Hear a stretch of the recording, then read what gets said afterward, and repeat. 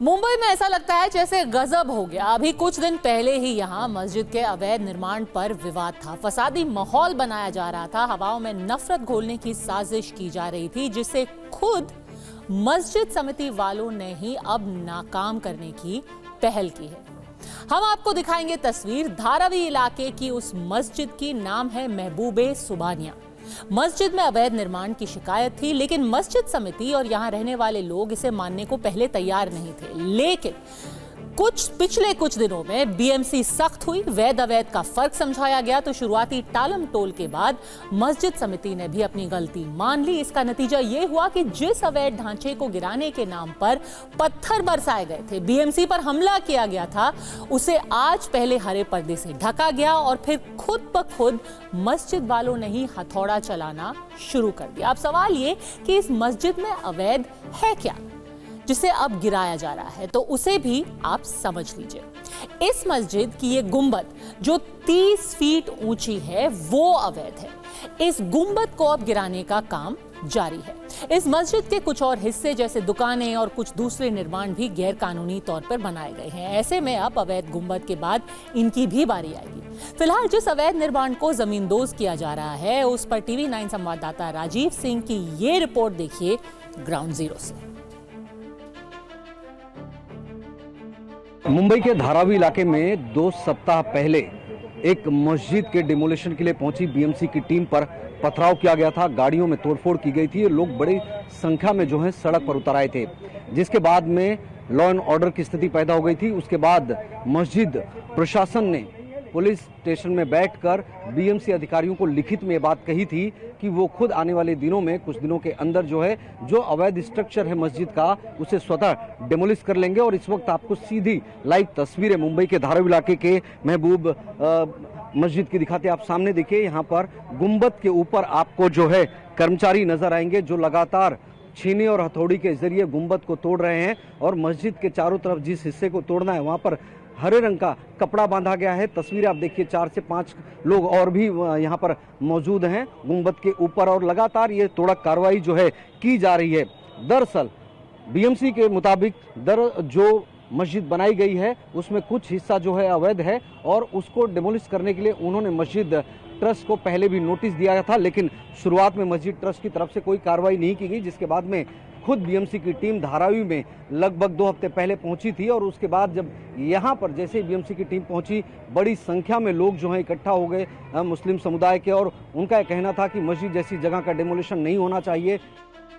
अब इस एक्शन पर धारावी की मस्जिद समिति का तो कोई रिएक्शन नहीं आया है, क्योंकि मस्जिद समिति ने खुद ही अवैध निर्माण गिराना शुरू कर दिया है। ऐसे में जो नेता विशेष समुदाय के नाम पर सियासत कर रहे थे वो भी अब खामोश हो गए हैं। लेकिन धारावी में अतिक्रमण पर अंकुश की इस सुओ मोटो यानी स्वतः कार्रवाई से बीजेपी जरूर फ्रंट फुट पर खेल रही है। कांग्रेस और उद्धव ठाकरे की शिवसेना पर जुबानी चौके छक्के बरसा रही है। ये कुछ लैंड माफिया है, वो लैंड माफिया, लैंड जिहाद एक मूवमेंट चली है धारावी में। धारावी और आसपास में 1 डजन ऐसी इलीगल मस्जिद है, और उनका समर्थन करते हैं राहुल गांधी की कांग्रेस के लोग, और अभी नए नए जो हमारे टोपी लगाकर आगे आ रहे हैं उद्धव ठाकरे के लोग। यहाँ पर 3 अलग अलग व्यक्तियों ने के पास से ये जमीन खरीदी गई। सैयद सरदार अली, उनके पास 17 फुट 8 फुट का एक टुकड़ा था। शेख इकबाल अहमद के पास 11 बाई 10 फुट। कुरिल गंगादीन के पास 13 बाई 7 फुट। ये जमीन महबूब ये सुबानिया ने ली, और यहाँ पर देखते देखते 1200 स्क्वायर फीट 40 फीट ऊंचाई की मस्जिद बनाई। वैसे आपको बता दें कि धारावी की मस्जिद में अवैध निर्माण का ये विवाद नया नहीं है, पर बस बांटने वाली राजनीति अगर किनारे कर दी जाए तो कितना कुछ बदल जाता है, आपने खुद ही पिछले 9 दिनों में देख लिया। क्योंकि अभी 21 सितंबर को ही यहाँ क्या हुआ था याद तो आपको होगा, उसे एक बार फिर से देख लीजिए।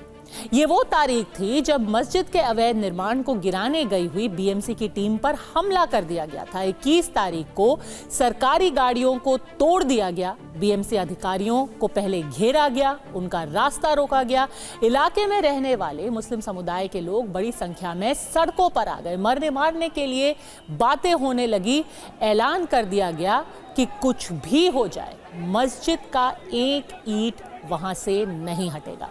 21 सितंबर को अतिक्रमण और अवैध निर्माण के पैरोकार कह क्या रहे थे, आइए उसका भी टेप रिवाइंड करके आपको दिखाते हैं।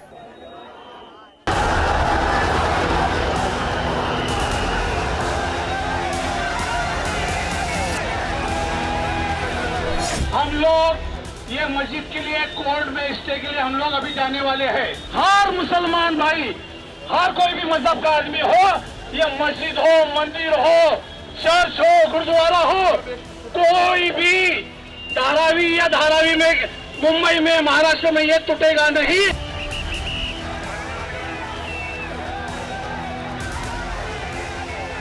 पूरे धारावी का संपूर्ण वातावरण ठीक है, मगर इसको खराब किया जा रहा है।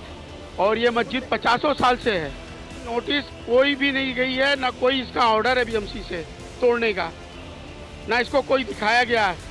ये जब डीआरपी में चला गया तो इसका कोई वो नहीं है, संवैधानिक अधिकार ही नहीं है बीएमसी का।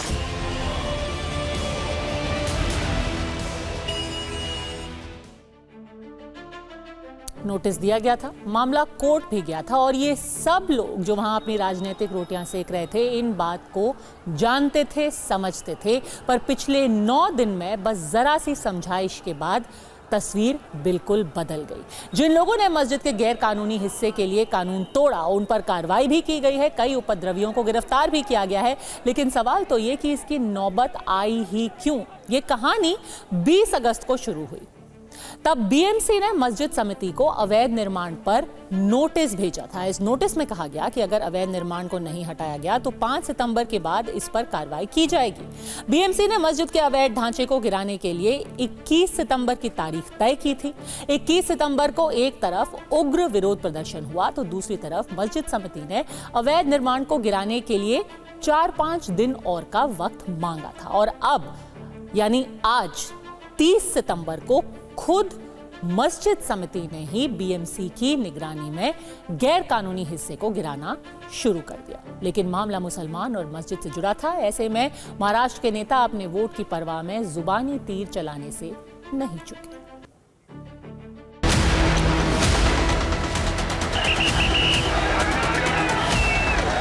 जो मस्जिद का इलीगल भाग है, जिसको तोड़ने के लिए आज मुंबई महापालिका बीएमसी के अधिकारी वहां पहुंचे थे, ये जिहादियों ने उधर उसको भी तोड़ने को दिया नहीं, उसको आगे जाके बीएमसी की गाड़ियों की तोड़फोड़ की है। इस तरीके की दादागिरी यह जिहादियों को दिखानी होगी तो उन्होंने पाकिस्तान में जाना चाहिए, बांग्लादेश में जाना चाहिए। हमारे मुंबई में ये दादागिरी चलेगी नहीं।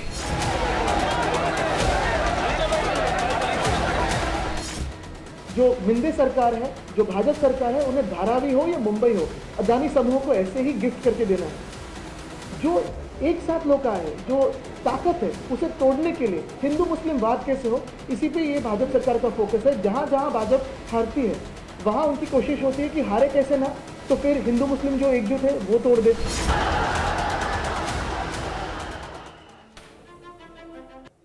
पर हमें ये भी याद रखना चाहिए कि जब एक पक्ष ने सुलह करने की कोशिश की है, जब खुद ही उन्होंने अतिक्रमण को हटाने की कोशिश की है, उन्होंने ये खुद से ये एक्शन लिया है, तो नितेश राणे जैसे नेताओं को भड़काऊ भाषण देने से भी बचना चाहिए। धारावी में मस्जिद समिति के एक्शन की तारीफ होनी चाहिए। उसने समस्या बढ़ाने के बजाय समाधान का रास्ता चुना और शायद इसकी सबसे बड़ी वजह थी कि सांप्रदायिक राजनीति को आड़े नहीं आने दिया गया। बिल्कुल वैसे जैसे अभी महाराष्ट्र के एक दूसरे ही हिस्से में कोशिश की जा रही है। महाराष्ट्र के ही पिंपरी चिंचवाड़ में जब अवैध मदरसे पर सरकारी बुलडोजर चला तो इसे तुरंत कम्युनल एंगल देने की सियासत अब शुरू हो गई। शुरुआत की एएमआईएम के प्रमुख असदुद्दीन ओवैसी ने। उन्होंने कहा और उस पर गौर से देखिए उन्होंने क्या कहा है। पिंपरी चिंचवाड़ पुणे के कालीबाड़ी खेरगांव में एक मस्जिद है जो पिछले 25 सालों से वहां मौजूद थी। इसी मस्जिद के आसपास करीब 1000 घर है। इनके पास भी कोई अनुमति नहीं है, लेकिन सिर्फ मस्जिद दारुल उलूम जामिया इनामिया को ही तोड़ा जा रहा है। ओवैसी ने महाराष्ट्र के मुख्यमंत्री एकनाथ शिंदे से पूछा, एक मस्जिद से भेदभाव क्यों? उन घरों का क्या जिनके पास कोई इजाजत नहीं है? दक्षिणपंथी हिंदुत्व संगठनों ने सिर्फ मस्जिद को गिराने की शिकायत की है क्या? सवाल पूछना बिल्कुल गलत नहीं है, लेकिन सच छिपाना भी सही नहीं है। प्रशासन के मुताबिक पिंपरी चिंचवाड़ का ये ढांचा जो आप देख रहे हैं वो पूरी तरीके से अवैध है, जो मस्जिद और मदरसों के करीब था, जिसे देर रात पुलिस के पहरे में गिराया गया। हालांकि इस बुलडोजर एक्शन से मुस्लिम समुदाय के लोग आक्रोशित हैं। वैसे सच ये भी है कि मदरसे के ट्रस्टी भी अवैध निर्माण से इनकार नहीं कर रहे हैं, लेकिन उन्हें एतराज सिर्फ इस बात का है कि पूरा मदरसा क्यों तोड़ा जा रहा है, जबकि नगर निगम का कहना है कि कार्रवाई उसी हिस्से पर हुई है जो कि अवैध था। पिंपरी चिंचवड़ कॉरपोरेशन की हद में खेरगांव इलाका है, वहाँ पे एक इलीगल कंस्ट्रक्शन था जो बिल्कुल मस्जिद के नज़दीक था। उसके ऊपर महापालिका ने कल अतिक्रमण कार्रवाई की है। कोई भी मस्जिद या कोई मदरसा इसके ऊपर यह कार्रवाई नहीं है। इलीगल हॉल था जिसको गिराने के लिए, निकालने के लिए हमने बाकायदा कंसर्न जो ऑर्गेनाइजेशन था उनको नोटिस भी इशू किया था। उसके बाद कॉर्पोरेशन ने कार्रवाई की है। असदुद्दीन ओवैसी खुद बेहद पढ़े लिखे हैं, वकील हैं। ऐसे में उनको बॉम्बे हाईकोर्ट का वो ऑर्डर जरूर पढ़ना चाहिए जिसमें पिंपरी चिंचवाड़ के सारे अवैध निर्माण को गिराने का आदेश बहुत साल पहले दिया गया। हाईकोर्ट ने यह आदेश 6 फरवरी 2015 को दिया था। इसमें पिंपरी चिंचवाड़ नगर निगम को उसी साल यानी 2015 के अप्रैल महीने में अवैध निर्माणों के खिलाफ स्पेशल ड्राइव चलाने का ऑर्डर दिया गया था। अदालत के आदेश के मुताबिक खुद निगम के आयुक्त ने यह बात मानी थी कि शहर में 66,324 अवैध निर्माण है, 50,000 से भी ज्यादा। सोचिए, इस ऑर्डर में यह भी लिखा गया है कि महाराष्ट्र सरकार ने अवैध निर्माण पर कार्रवाई की जगह नगर निगम को कोर्ट से और समय मांगने का निर्देश दिया ताकि गैर कानूनी निर्माणों को नियमित करने का नियम बनाया जा सके। अदालत ने अवैध निर्माण को बचाने की राज्य सरकार की कोशिश को भी बेहद चौंकाने वाला बताया था और उनको लताड़ लगाई थी। वैसे अवैध निर्माण पर एक्शन को कम्युनल एंगल देने वाले नेताओं को इसी महीने सुप्रीम कोर्ट में हुई सुनवाई का वो हिस्सा भी जरूर देखना चाहिए। आपको याद है कि जस्टिस BR गवई ने उस जजमेंट में क्या कहा था? उन्होंने कहा था, अदालत किसी भी अनाधिकृत निर्माण को संरक्षण नहीं देगी, यहां तक कि सार्वजनिक सड़क पर बने मंदिरों को भी नहीं। इस पर सॉलिसिटर जनरल तुषार मेहता ने दखल देते हुए कहा, सार्वजनिक सड़क पर कोई भी धार्मिक स्थल। और तब जस्टिस KV विश्वनाथन ने तुषार मेहता से कहा, आपने जो कहा वो बिल्कुल सही है, इसे व्यवहार में लागू होना चाहिए और ये तभी व्यवहार में लागू होगा जब कुछ सुव्यवस्थित किया जाएगा। यानी सुप्रीम कोर्ट ने भी साफ कर दिया था कि पब्लिक लैंड पे और सड़कों पे चाहे कोई भी मंदिर हो, मस्जिद हो, मदरसा हो, उसको किसी भी तरह का संरक्षण अदालत भी नहीं देगी। अदालत ने यह साफ कर दिया कि अतिक्रमण सिर्फ अतिक्रमण है, इसे मंदिर मस्जिद के चश्मे से नहीं देखा जाना चाहिए। लेकिन अफसोस की बात यह है कि जब भी अवैध निर्माण पर कार्रवाई की मांग उठती है और वो मस्जिद से जुड़ी होती है तो इस पर हिंदू मुसलमान का सियासी शोर शुरू हो जाता है। हिमाचल प्रदेश की राजधानी शिमला में संजौली मस्जिद में अवैध निर्माण का मामला अभी भी गरमाया हुआ है। इसे लेकर स्थानीय लोगों ने आवाज उठाई तो मस्जिद कमेटी ने खुद ही गैरकानूनी हिस्से को तोड़ने की पेशकश कर दी। इस मस्जिद में 3 मंजिल अवैध तरीके से बनाने का आरोप है। संजौली में विवाद के बीच हिमाचल प्रदेश के मंडी में भी मस्जिद में गैर कानूनी निर्माण पर हंगामा हुआ तो यहाँ मस्जिद कमेटी ने फौरन अवैध दीवार गिरा दी। इससे पहले आपको याद होगा कि यूपी की राजधानी लखनऊ में अकबर नगर में अवैध निर्माणों पर बुलडोजर चला तो करीब 2000 मकान, दुकान और देवालय गिराए गए। इनमें मंदिर के अलावा ये मस्जिद जिसकी तस्वीर आप देख रहे हैं वो भी शामिल थी। वैसे जब बात अवैध निर्माण और अतिक्रमण की हो तो इसमें मंदिर और मस्जिद ढूंढने की जरूरत भी नहीं है।